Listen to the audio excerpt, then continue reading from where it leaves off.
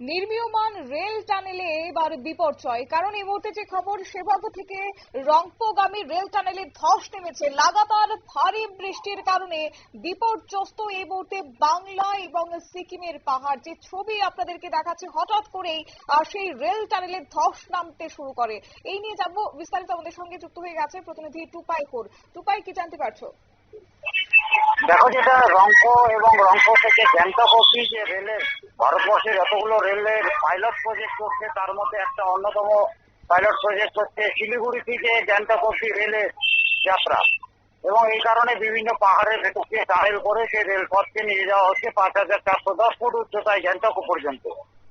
এই কাজের জন্য যে সুড়ঙ্গগুলো তৈরি করা হচ্ছে এবং তার পাশের পাহাড়গুলোকে যে বাঁধানোর কাজ চলছে, আজ হঠাৎ করে সেই পাহাড় যে বাঁধিয়ে রাখা হচ্ছিল, আমরা ছবিতে দেখতে পাচ্ছি, সেটা ধসে পড়তে থাকে। এটা অতি বৃষ্টি এবং যে কয়েকদিন ধরে যে প্রাকৃতিক দুর্যোগ চলছে তারই একটা কারণ বলে মনে করছে বিশেষজ্ঞরা। যদিও ঘটনার পরেই সেখানে পৌঁছেছেন যে ইরকন বলে যে সংস্থা, যারা রেল দপ্তরে কাজ করে থাকে, তাদের উচ্চপদস্থ ইঞ্জিনিয়াররা ঘটনাস্থলে পৌঁছেছেন। কিন্তু এই মুহূর্তে যে ছবি আমরা দেখতে পাচ্ছি, তাতে একটা বড় অংশ কিন্তু ক্ষতিগ্রস্ত হয়েছে এই নির্মীয়মান রংপো গ্যাংটক যে রেল প্রকল্প তার কাজে, এবং যার ফলে সেই কাজ আরো কিছুটা বাধাগ্রস্ত হলে হয়তো আরো কিছুটা সময় লাগতে পারে। ইতিমধ্যে অনেকটা সময় অতিক্রান্ত হয়েছে এবং অনেকটা সময় পরেও কিন্তু সেই টানেলগুলো সম্পূর্ণরূপে তৈরি করা সম্ভব হয়নি এই প্রাকৃতিক দুর্যোগের কারণে।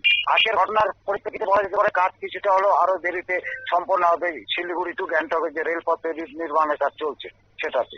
ধন্যবাদ। আপনারা শুনলেন, অর্থাৎ রেল টানেলের যে বিপর্যয়, তার ফলে কাজে কিছুটা ব্যাঘাত ঘটতে পারে সেই টানেল নির্মাণের ক্ষেত্রে। এছাড়াও এই মুহূর্তে কিন্তু লাগাতার ভারী বৃষ্টি এবং যার কারণে এক প্রকার বিপর্যস্ত হয়ে পড়েছে সিকিম এবং বাংলার সেই পাহাড়। নিয়ে নিশ্চিত ছোট্ট একটি বিজ্ঞাপন বিরতির সঙ্গে থাকুন।